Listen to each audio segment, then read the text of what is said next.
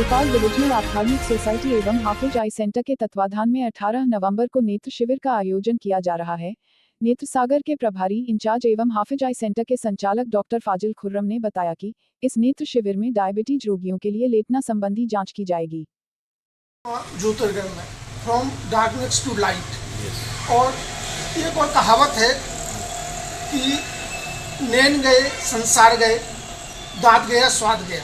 ये आँखों से ही संसार है और इसके लिए जरूरी है देखभाल होती रहे। और इस देखभाल में सबसे महत्वपूर्ण भूमिका निभाते हैं हमारे ophthalmic Bhopal divisional ophthalmic society Hafeez eye hospital opposite लालपेड़ ग्राउंड के सामने मिलकर डायबिटीज रोगियों के लिए 18 नवंबर को डायबिटिक रेटिनोपैथी की जांच शिविर कर रहा है। हमारे साथ हैं जांच शिविर के इंचार्ज फाजिल खुर्रम साहब, जो शिविर है इसके बारे में जानना चाहेंगे।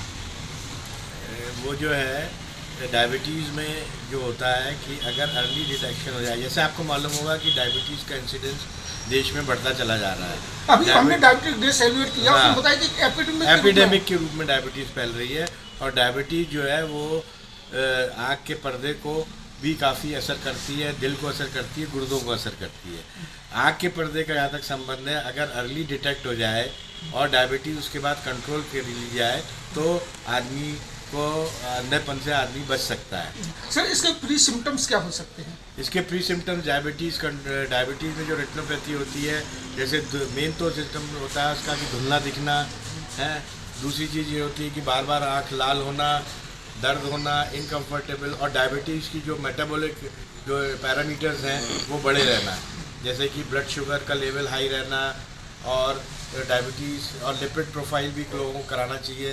लिपिड भी अगर ज़्यादा रहता है ब्लड में तो भी वो आँख को नुकसान करता है। तो जैसा आपने कहा कि prevention is better than cure. Yes. तो इसी के लिए 18 नवंबर को हफीज आई सेंटर अपोजिट लालपेड़ ग्राउंड पर जो शिविर आयोजित किया गया, इसके बारे में जानना। हाँ, इसमें हम लोग जितने भी मरीज आएंगे उनकी स्क्रीनिंग करेंगे, उनका एक रैंडम डायबिटिक टेस्ट करेंगे शुगर का।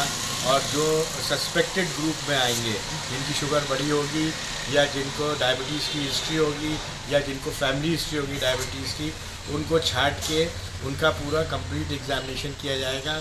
उनकी पुतली फैला के उनका रेटिना के फंडोस्कोपी होगी।